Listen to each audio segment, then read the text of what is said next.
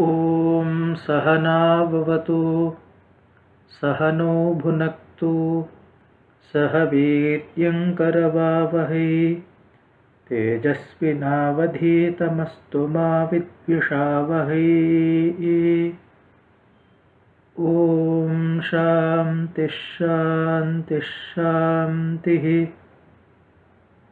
अज्ञानान्तर्गहनपतितान् आत्मविद्योपदेशैः त्रातुं लोकान् भवदवशिखातापपापच्यमानान् मुक्त्वा मौनं वटविटपिनो मूलतो निष्पतन्ति शम्भोर्मूर्तिश्चरति भुवने शङ्कराचार्यरूपा।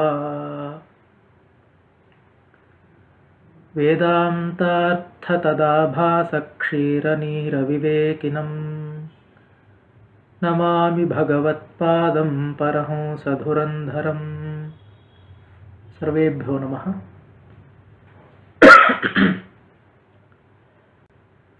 I consider this a Punya Vishesha for this opportunity to discuss the Shiva Panchakshara Nakshatramala Stotra. This stotra is attributed to Bhagavatpada Shankaracharya. It is a bouquet of 28 verses which describe various aspects of the deity Parameshwara, Sadashiva, and it is composed in a meter called Chitra, which has 16 letters per line, and this stotra is remarkable both for its structural nuances and the ideas that it conveys through various imageries, through various stories about Parameshwara culled from the Vedas, from the Puranas and so on. And it is also remarkable, perhaps more so, for embedding the great mantra, Shiva Panchakshara mantra, Namah Shivaya, within every foot. So, like I said, the stotra comprises 28 verses, and like we know, the Shiva Panchakshara mantra is Namah Shivaya, and that repeats in every foot of the verse and in all the verses. And why Nakshatramala? Because it has 27 verses and one Phalashruti at the end, thus making it a garland of 28 verses. Therefore, we can derive twofold benefit from reciting the stotra, doing its parayana, and also meditating or contemplating upon it. One is accruing the punya of chanting the Panchakshara mantra, Namah Shivaya, time and again in the various verses of the stotra, and also by meditating upon the various aspects, physical, philosophical, Puranic, etc., of Bhagavan Parameshwara. These are some of the benefits. And at the level of structure also, because Bhagavatpada Shankaracharya was an accomplished poet in his own right, students of Sanskrit literature have many things to grasp at the level of structure, at the level of versification. One is the fact that all these verses follow the rule of the initial rhyme, what is called as Adiprasa in Sanskrit and in languages such as Telugu, Kannada and so on. It is not seen very predominantly in Sanskrit verses, but it is a feature in Kannada and such like languages. But in this stotra, Shankaracharya has employed the Adiprasa. And not just that, he has also employed internal rhymes. I shall recite the verses and demonstrate it.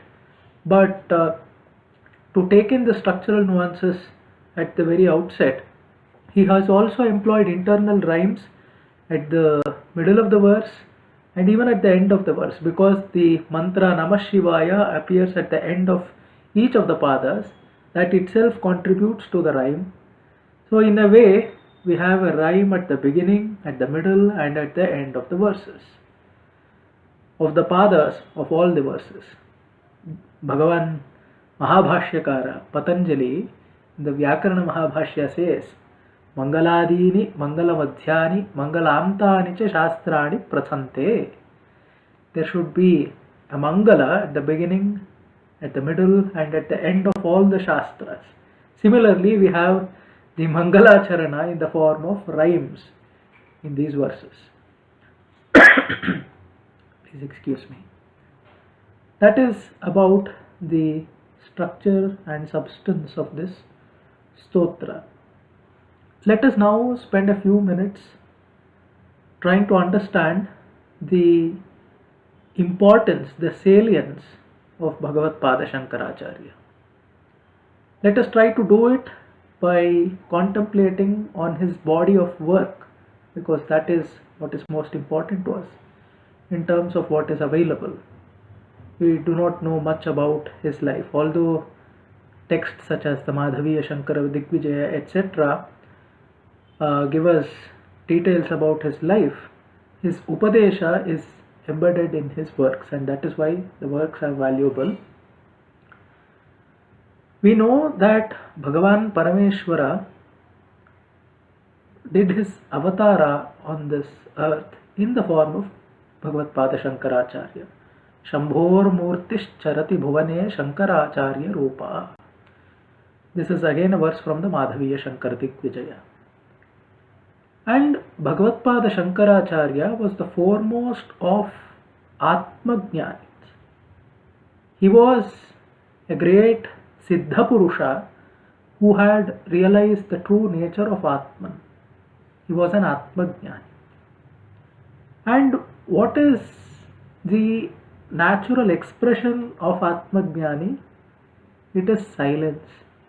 That is why we have the Adiguru Dakshinamurti teaching through silence. Mauna Vyakhya Prakatita Parabrahma Tattvam Yuvanam. In the same form, in the same manner, Bhagavad Pada Shankaracharya, who was also young, could have thought through silence, but he chose not to do so. Because what might be the reason? Sadhaka anugrahartham. In his own words, Syat Parameshwarasyapi Mayamayam Rupam Sadhaka anugrahartham.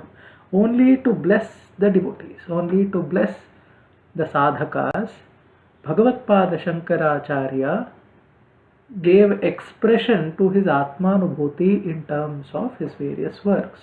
So what are the works that he composed? He wrote his majestic Prasanna Gambhira commentaries on the Prasthanatraya. There are the Upanishads, the major Upanishads, which constitute the Shruti Prasthana, the Bhagavad Gita, which represents the Smriti Prasthana, and of course the Brahma Sutra, which represent the Sutra Prasthana. So put together, these are called the Prasthanatraya. And Bhagavad Pada Shankaracharya did not stop at that. The nature of a commentary or a bhashya itself presupposes learned and involved discussions on various aspects of philosophy, examining various Purva Pakshas, establishing a Siddhanta, and so on. Whereas Bhagavad Pada Shankaracharya authored different kinds of other treatises which are known as Prakarana Granthas. They excuse me. They talk about the same Vedanta Tattva, of course maintaining the rigor that is expected of a Shastra, but without involved or learned discussions on various aspects of philosophy, without going into much details about the Purva Paksha and so on.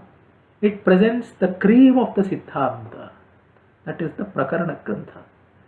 Bhagavad Pada Shankaracharya has composed a host of Prakarana Granthas.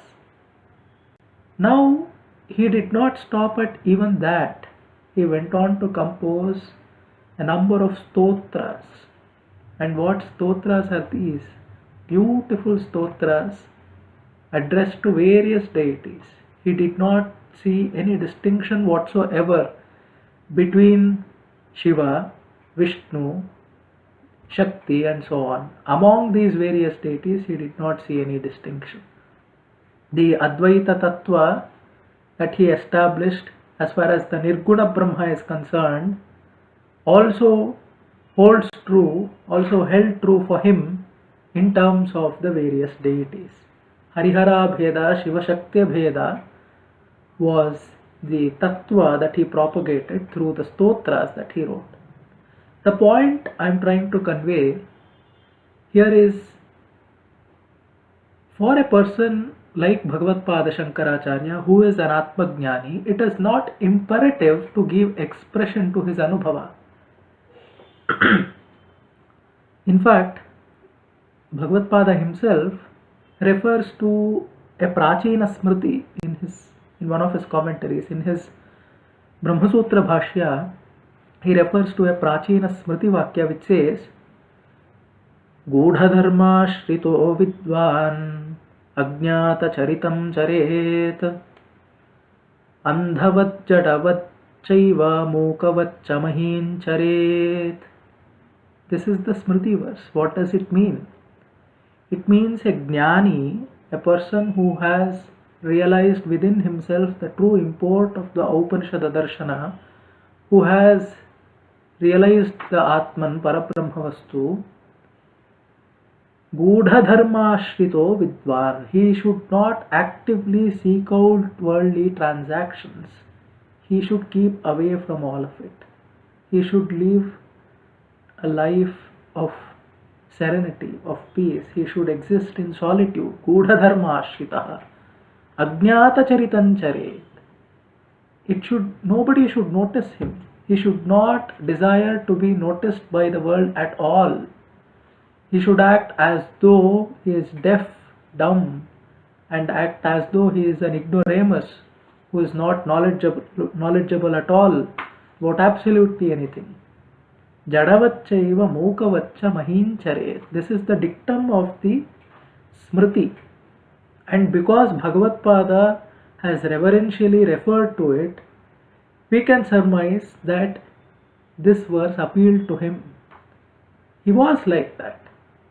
By nature, he did not actively seek out anything, but he, in order to bless the devotees, in order to assist the sadhakas in their spiritual journey, he went away from his comfort zone of this solitude, of being settled in his serenity for his own mental peace.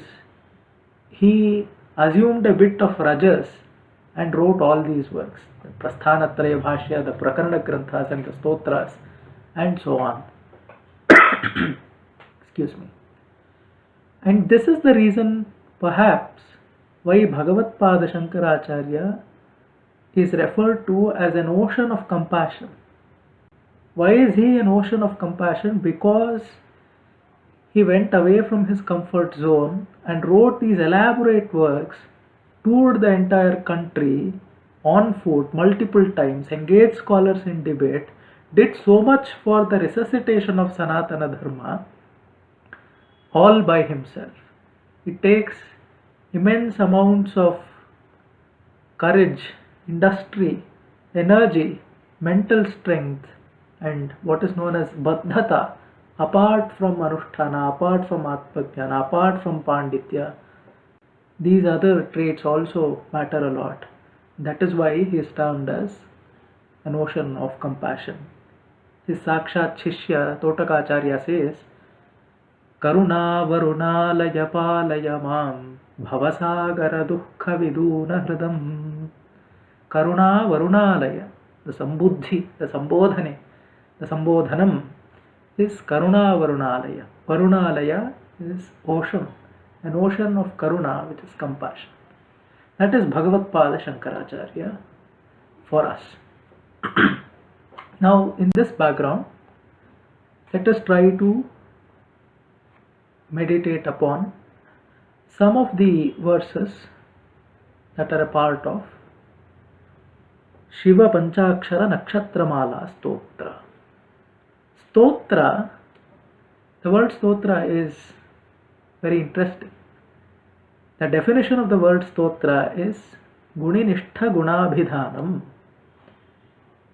It sings in praise of a deity or a person using the attributes that are actually present in the deity.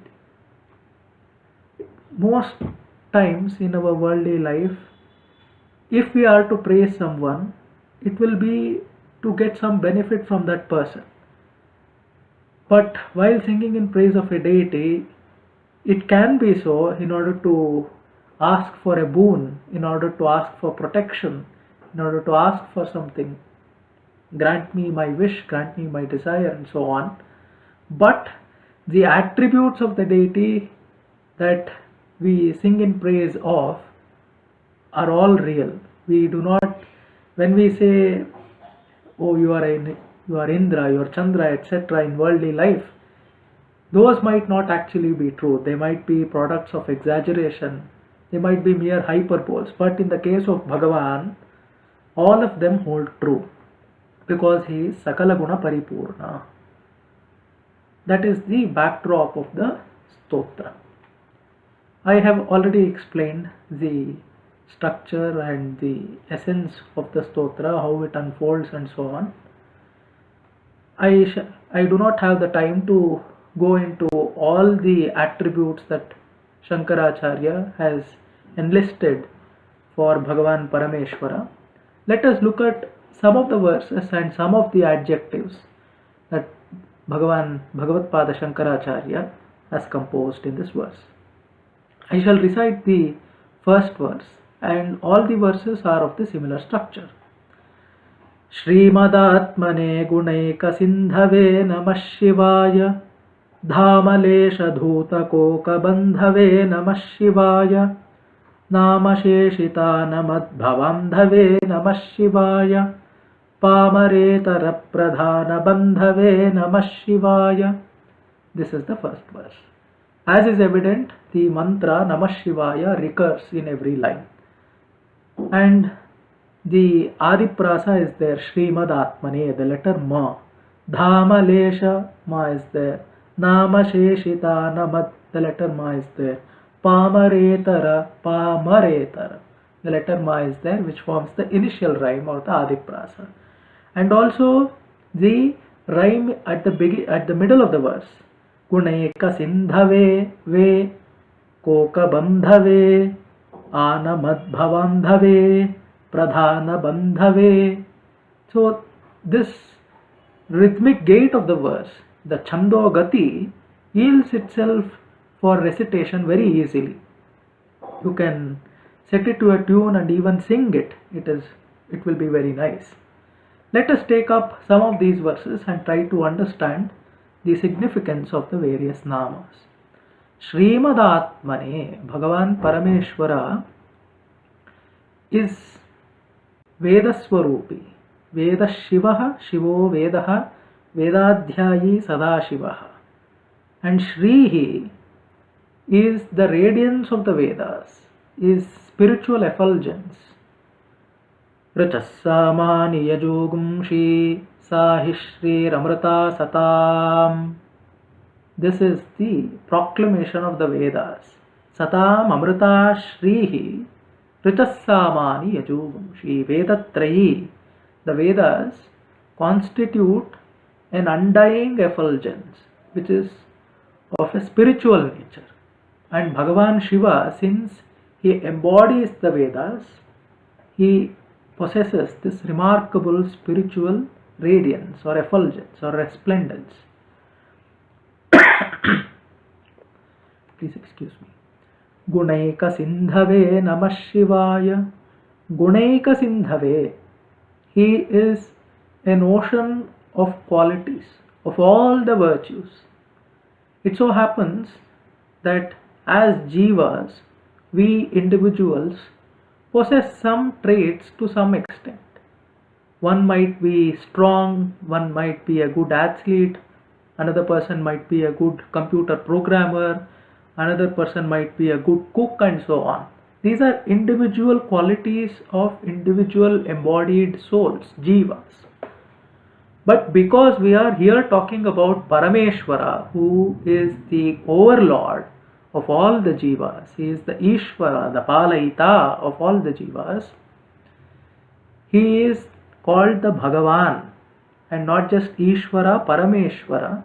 He possesses all the qualities that we can conceive of. Aishwaryasya samagrasya jnanasya yashasa shriyaha. It is said, Shannam Bhaga itingana. A person or a deity who possesses these 6 qualities is called as Bhagavan. And Bhagavan Parameshwara is the ocean of qualities because of this reason. Dhamalesha dhuta koka bandhave namah shivaya. And it is said that Shiva's radiance makes even the sun fade in glory, fade in comparison, because the Vedas tell us that Shiva possesses a white hue. The Puranas, the Agamas, they tell us, Shuddha Sphatika Sankasham Shuddha Vidya Pradayakam Shuddham Purnam Chidanandam Sadashivamaham Bhaje. This is a shloka that we recite before we perform the Abhisheka. It is one of the Dhyana shlokas before we perform the Rudra Prashna Abhisheka through Rudra Prashna. Dhama Lesha, a speck of his radiance, even a single ray of his effulgence is enough to make the sun. The sun, as we know, is the most resplendent of the cosmic bodies, as we can see. But before Parameshwara, even the sun appears as a very, very, very faded entity. Dhamalesha dhuta koka bandhave. Koka bandhu is sun. Namasheshita namat bhavandhave namah shivaya. The word andhu in Sanskrit means a well. And all our worldly afflictions, the distresses that we experience, the calamities that befall us, they are compared to a well, the well into which we fall, the well into which our whole existence plummets once for all. And if we have Parameshwara's grace, this ceases to bother us. Namasheshita, it will exist only in name. It will actually not cause us trouble. Namavasheshi kritaha. It will exist only as name. People will remember, oh, I used to be troubled by this. Now I am not. Because we have Parameshwara's grace. Pamaretara pradhana bandhave namah shivaya. Pamaretara. To the wise, to the learned, Shiva is their foremost relative. Shiva befriends the learned, the wise. And who are the foremost of the wise? The people who try to figure out their actual nature. People who try to possess, who desire for Atma Jnana, they are the foremost of Jnanis. And what is the import of this Nama? Because Shiva is none different from our Atma. He is of our own nature. And the people who have realized Atmanam Atmana Jnatavantaha, Tebhyaha Paramashivaha Paramo Bandhuhu Pamaretara Pradhana Bandhave Namah Shivaya. The next verse, Bhagavad Pada Shankaracharya says, Kala Bhita Viprabala Palate Namah Shivaya. We all know the story of the Rishi, Bala Rishi, Markandeya, who was destined to die at the age of 16. But he was a Parama Shiva Bhakta, and because of which Bhagavan Parameshwara came to his rescue at once and even overpowered the deity of death, Yama, and saved the life of the boy Markandeya. Shula bhinna dushta daksha phalate namah shivaya. Daksha performed a yajna, Dakshadhvara, without inviting his own Jamata, son-in-law, Shiva. And Shiva grew furious, so furious that he created Veerabhadra to destroy the yajna. He went on a rampage and destroyed the yajna. It is very important to understand the metaphorical significance of this story, because at the outset it might seem that Shiva actually destroyed a yajna, and that is not quite nice. But what is the significance, the metaphorical or symbolical significance of this? A yajna that does not have a place for Shiva is amangala, is inauspicious. Shiva, by the very meaning of the word and by the essence of the concept, is auspiciousness, is mangalya.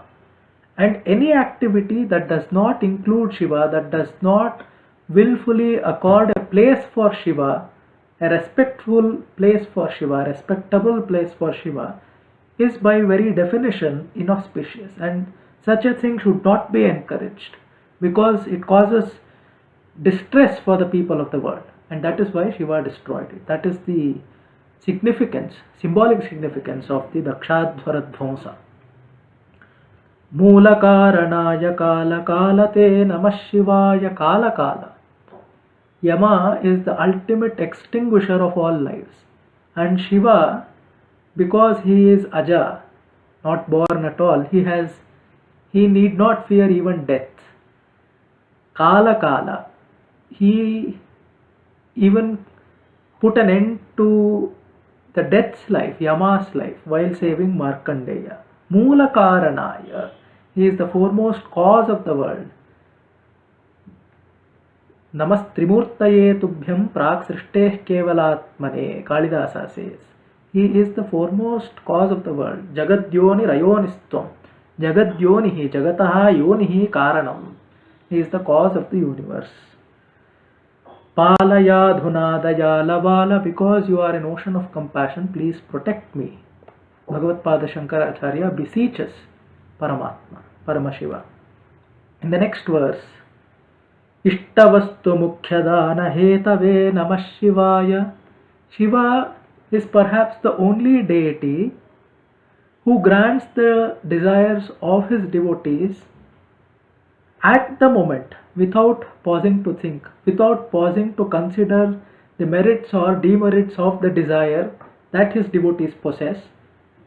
Without stopping to consider any of it, he grants their desires instantly. That is his amount of love for his devotees.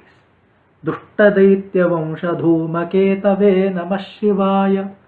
This is for his devotees. And what about the daityas or asuras who cause so much of affliction to the world? He puts an end to their lives. Srishti rakshanaya dharma setave namah shivaya. Ashtamurtaye Vrishemdra Ketave Namah Shivaya. Let us club a couple of these Visheshanas together and try to understand. Vrishendra Ketave. Vrishendra is Nandi, which is the Vahana of Parameshvara. And it is said, Vrishabha embodies Dharma. Vrisho hi Bhagavan Dharmaha. Ancient texts such as Manusmriti speak of this. Vrusho hi Bhagavan Dharma. And Dharma, Vrishabha embodies, Nandi embodies Dharma, and he is the Vahana, vehicle of Parameshvara. What does it mean? Shiva is the one who rides on Dharma, and Dharma is the basis for the world. Dharmo Vishwasya Jagatah Pratishtha. Dharme sarvam pratishthitam, and so on. The Shruti proclaims so. Tasmād dharmam paramam vadanti. Dharma is the foremost. Dharma is the basis for all existence. Dharmo rakshati rakshitah. If we protect dharma, dharma will protect us. That is the idea. And dharma setave. So it is not surprising that Shiva acts as a bridge for dharma. Dharma itself is a bridge for artha and kama. All of us possess desires, and the means to satisfy our desires are collectively called artha. And in order to bring about a meaningful balance of these two without causing distress to other people involved in the world, we need the agency of dharma, which is the principle of cosmic sustenance. Dharana dharma ityahu. And dharma setu is Shiva. These three are collectively called Trivarga, dharma, artha and kama. If we manage them efficiently and effectively, we will pave the way for moksha, which is going beyond these three entities. Ashtamurtaye. Our ancient texts are rife with discussion about the concept of Ashtamurti. The concept of Ashtamurti is seen right from the Vedas. The greatest of classical Sanskrit poets, Kalidasa, has employed this idea. Bhagavad-pada Shankaracharya himself has employed this idea elsewhere also. In his Dakshinamurti Stotra he says, Bhurambham syanalo nilombaramaharnacho himamshuh puman ityabhati characharatmakam yasyeva murtyashtakam, and so on. So what does this concept of Ashtamurti entail? What does it comprise? The five elements, Prithvi, Ap, Tejas, Vayu and Akasha, the sun and the moon, and finally the Jiva, the Agnishtoma Yaji. Kalidasa says in the Nandi Padya of Abhijnana Shakuntalam, his greatest Rupaka, Ya Srishtis Srashturadya Bahati Vidhihutaya Havirya Chahotri Yedve Kalam Vidhatta Shruti Vishaya Guna Yasthita Vyapya Vishwam, and so on. What does the concept of Ashtamurti signify? It signifies the all-encompassing nature of Bhagavan Khanda Purusho, Bhagavan Parameshwara. If we understand the concept of Ashtamurti, we understand the import of the Vedic mantra Ishavasyam idam sarvam. Bhagavan Parameshwara or Parabrahma Vastu pervades everything that we can think of, animate, inanimate, and so on. Ishera sarvam idam avasyam. Sarvam khalvidam Brahma is the meaning, is the true meaning of that mantra. That is the essence of the Ashtamurti Tattva. Apadadribheda tanka hastate namah Shivaya. If all the distresses, if all the calamities that we experience heap up time and again, every time we experience it, a part of it goes on getting collected, and after a point in time, all our calamities put together appear as a mountain, as an insurmountable barrier. It is huge, it is imposing, and Bhagavan Parameshwara holds a chisel, tanka of pashana dharanaha. It is a chisel that breaks through and breaks down the mountain of calamities that befall human beings. Papahari divya sindhumastate namah Shivaya. Shiva holds on his matted locks, on his head, Ganga, the divine river, Tribhuvana Pavani Ganga. As human beings, we take a dip in the river Ganga because she cleanses all our papas. Ganga is supposed to be the foremost agent of purification. All of us actively seek out Ganga in order to get our papas cleansed, but Ganga herself seeks out Parameshwara, and that is his greatness. Therein lies his greatness. Papa Dharine, and it is not surprising at all that he puts an end to all our papas or sins. Lasanna mastate namah Shivaya. lasan namastate. His devotees are innumerable. All his innumerable devotees put together are shining. Lasan namastate. Tatihi is a group. Namatan jananam tatihi. Sa lasanti vartate. Lasan namastate namah shivaya. Shapadosha khandana prashastate namah shivaya. He not only extinguishes our sins, but also extinguishes the curses that we might have incurred because of various reasons, because of our own karma bandhas. And he also has the potential, has the power to rid us of all such curses. Vyomakesha, he said. The matted locks, because he had to tie Ganga, make her not escape from his head, because she was so boastful and so full of herself.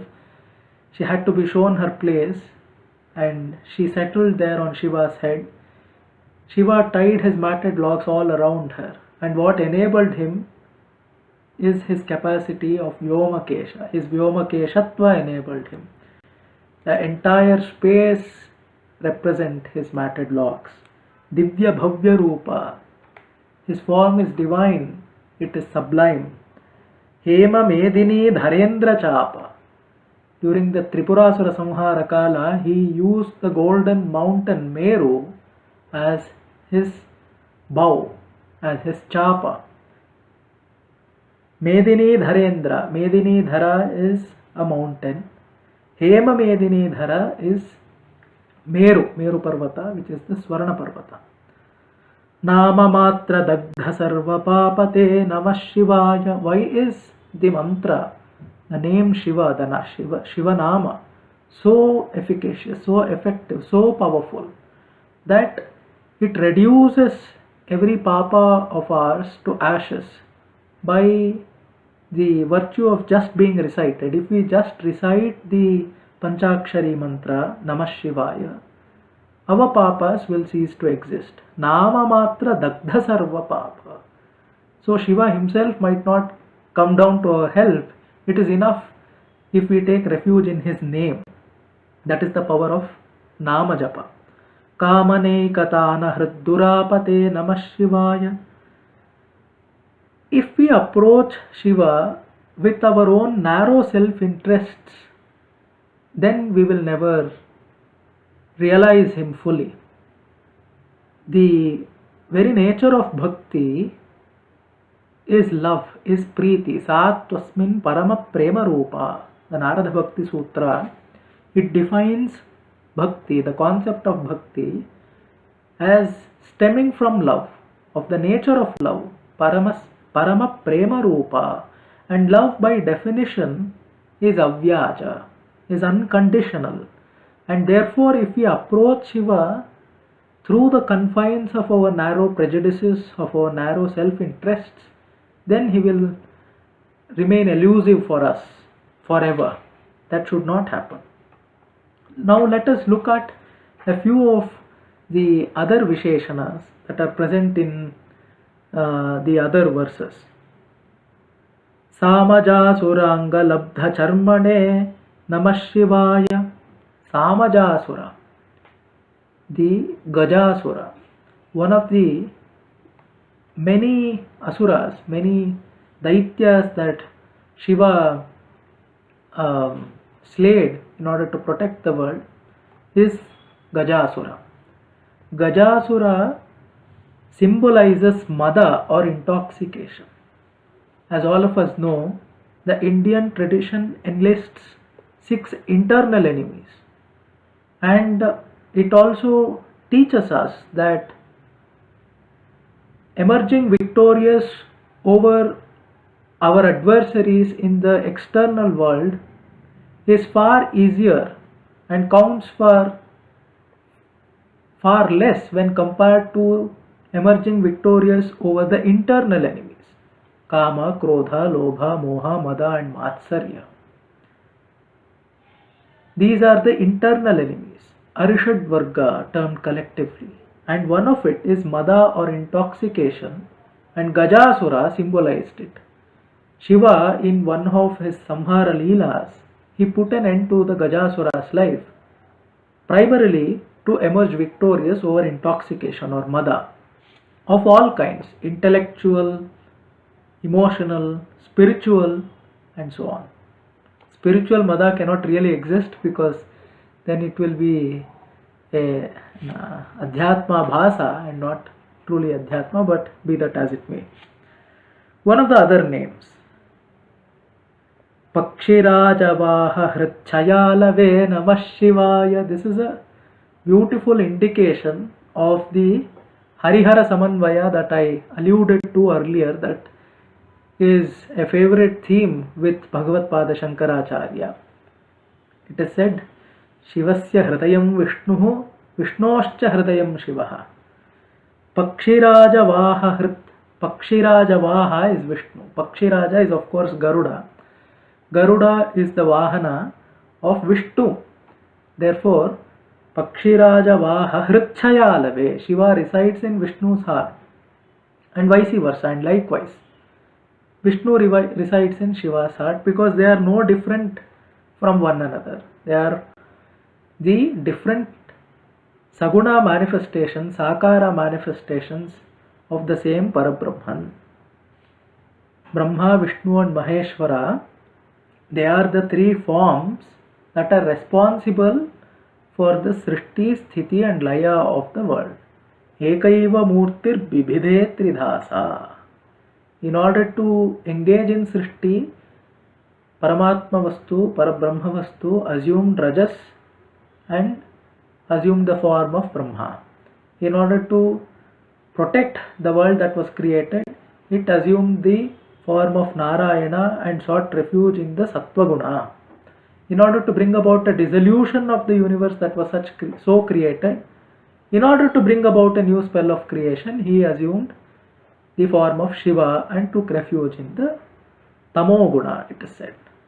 And the idea is to go beyond these three gunas to realize the Parabrahman. That is why Bhagavan Shri Krishna says in the Bhagavad Gita, Nistraigunya Bhavarjuna. Nistraigunya. Nistraigunya Pathi Vicharatam Ko Vidhih Ko Nishedha. No rules can exist at such a level.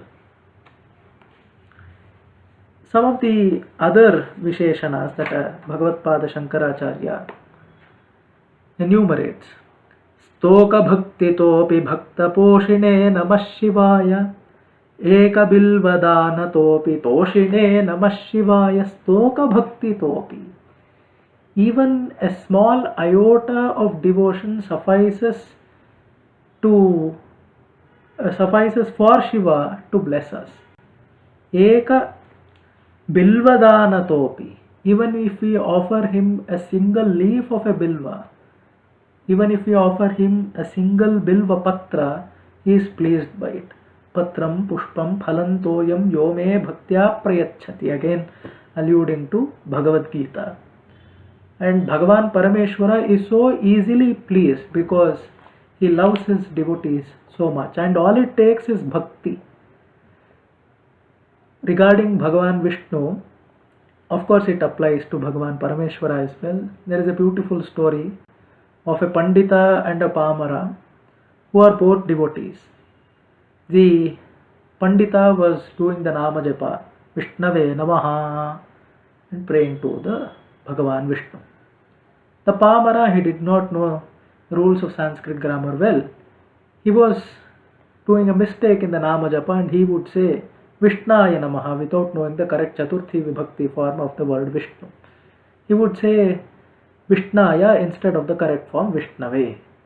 And after both these people did this Nama Japa over a period of time, the Bhagavan was pleased and appeared in front of both.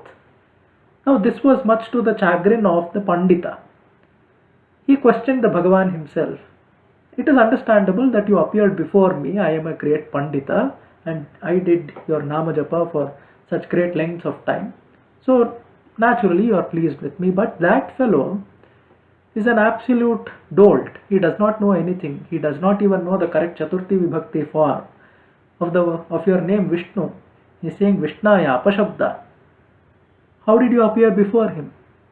Then Bhagavan said, I look for only bhakti. It does not matter if you use a word correctly or incorrectly. I look for only bhakti. Agno vadati Vishnaya, Budho vadati Vishnave, Bhavagrahi Janardana. It is an ancient saying. Bhavagrahi Janardana. In the same manner, in the same spirit, Bhavagrahi Sadashiva. As Bhagavan Vishnu is Bhavagrahi Janardana, Bhagavan Shiva is also Bhavagrahi. Another Visheshana.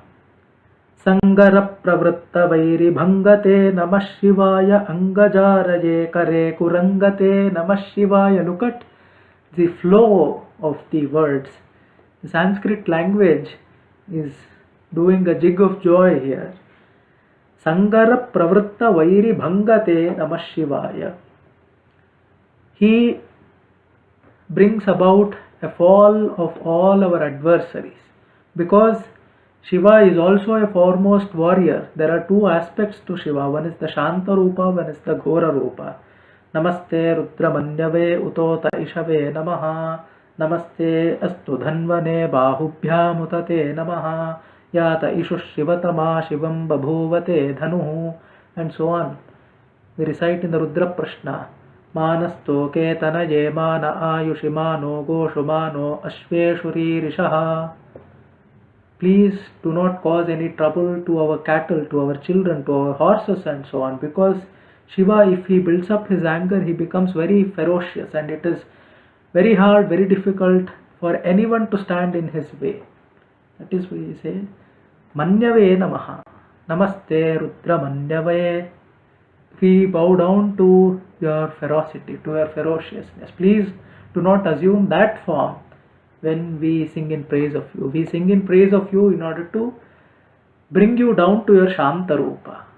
And then you are very pleased with us, you will grant us all our desires. But when we are engaged in fight, your Ghora Rupa helps us emerge victorious over our enemies. Angajaraye. When Manmatha became overly confident about his own abilities and he thought that he can win over even Shiva. Shiva was, Kalidasa very beautifully pictures the scene for us. Krodham prabho samhara samhareti yavatyirahkhe marutan charanti tavatsavanhir bhavanetra janma bhasmavashesham madanam chakara. The deities had gathered all around in the sky and they were hollering, please contain your anger. When Shiva looked at Manmatha, who was shooting an arrow, a floral arrow at him from a distance, Shiva immediately came to know the cause of his instability. His mind wavered for a fraction of a second and he got to know the cause of it. He saw Manmatha, Dadarsha Chakri Kritacharu Chapam Bhasmavashesham Vadanam Chakara. He reduced him to ashes and that is why he is called as Angajarihi. Kare Kuranga. This is a beautiful construction. Aluk Samasa. He holds the Mriga in his hand. During the Dakshatramala Yajna, in the form of Mriga tried to escape and Shiva went behind it and held it. The Mriga is emblematic of Chanchalya or fickleness. And because Shiva is so stable, one of his epithets, one of his synonyms is Thanu. Because he is so stable, he has overcome fickleness. That is the idea. Ihitakshana pradana hetave namah Shivaya. He grants us those moments which we long for all our life. Some person might long for a moment in which he would be granted a promotion at his workplace. A mother would long for a moment of childbirth. Similarly, many people would long for other such moments. Shiva grants them these moments very easily. The word Kshana also means celebration in Sanskrit. It means an utsava, a fair of joy and celebration. Ihita kshanapradana hetave.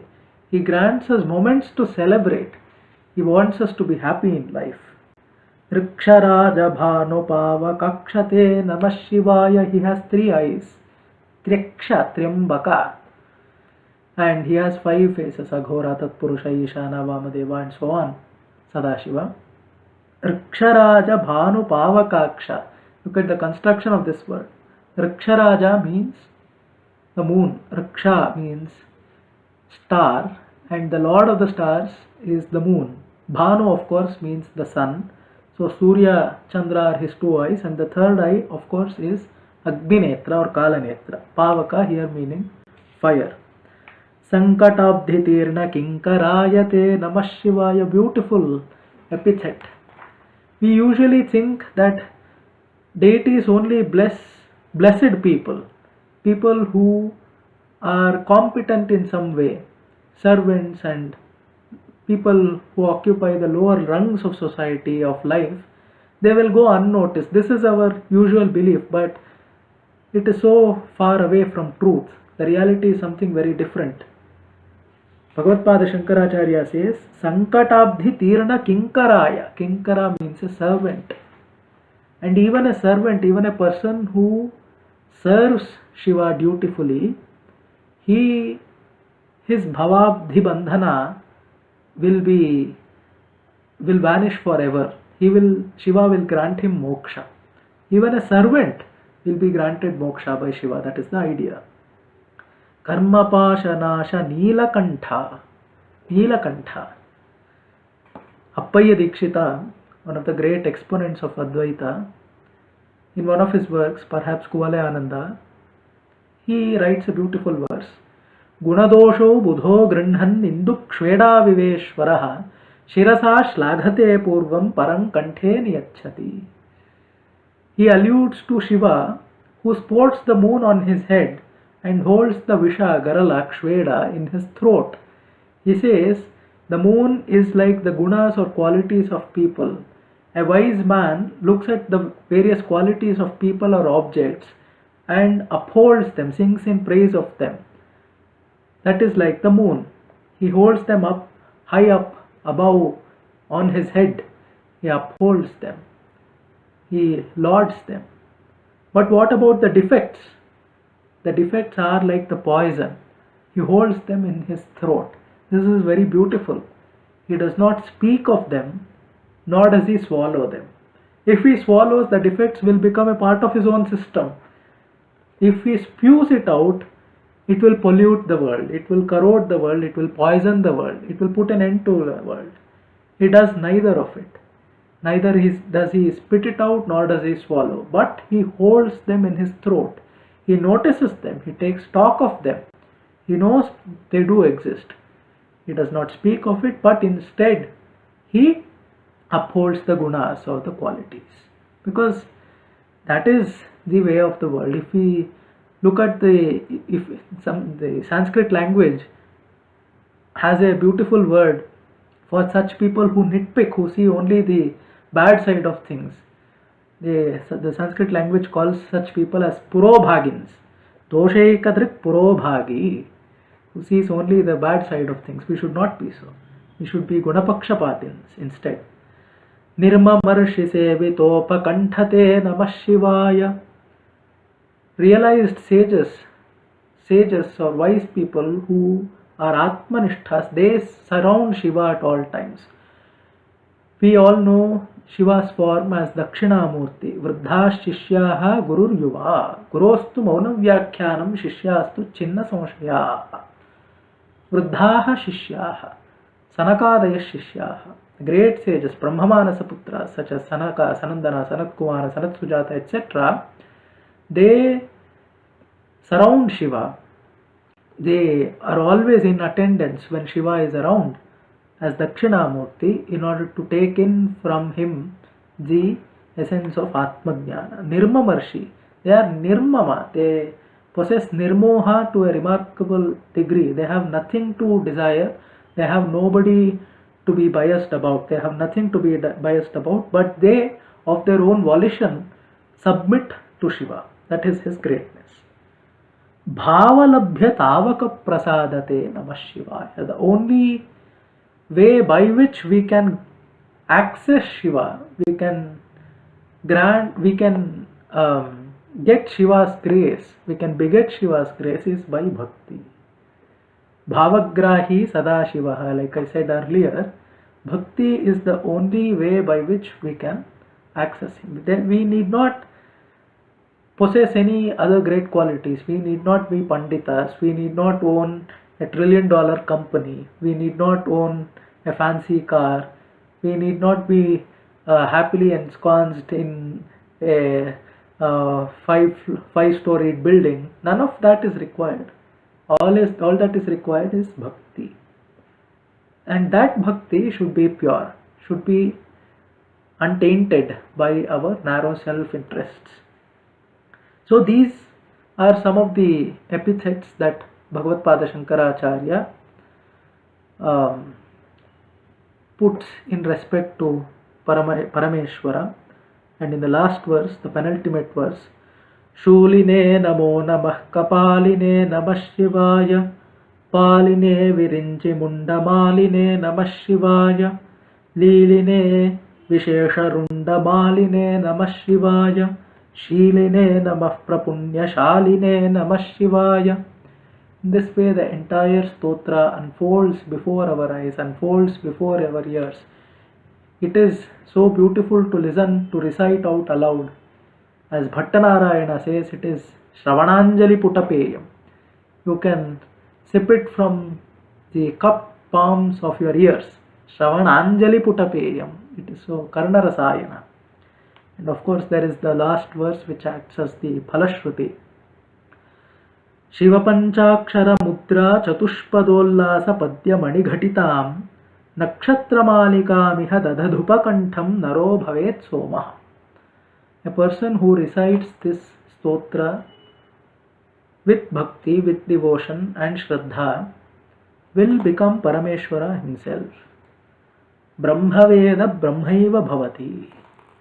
And that is the greatness of Vedanta, of the Upanishad Advaita Darshana. It grants us the tools by which we can realize Brahman and proclaims at the end that you have become one with it. It does not say that you will remain eternally distinct from the entity that you are seeking to realize. It proclaims, it says very confidently that if you undertake this activity, if you go on this journey properly, then of course you will reach your destination, and at the end of it you will be united with the Parabrahma Vastu. You will realize the Parabrahma Vastu as within yourself. And that is why we have to do a japa of this mantra. In fact, the very word japa means it. Tad japas tallayas smrutaha. We should be immersed in the object that we seek to contemplate on. If it is the rupa, the saguna sakara rupa of Bhagavan Parameshwara that we have before our eyes, we should be immersed within it. Nadevo devamarchayet is the dictum of the Agamas. Adevaha devan narchayet. We should not perform puja, we should not do nama japa without becoming at least a portion of the deity by ourselves. The idea is to invoke the divinity within ourselves. So I hope all of us will do Parayana of this stotra by bringing before our mind's eye the import of the various namas that Shankaracharya has so beautifully brought together in this garland of verses. And let us hope that Bhagavan Parameshwara will bless us all. Sarve bhavantu sukhinah, sarve santu niramayah, sarve bhadrani pashyantu, ma kaschid dukkha bhag bhavet. Sarvebhyo namah.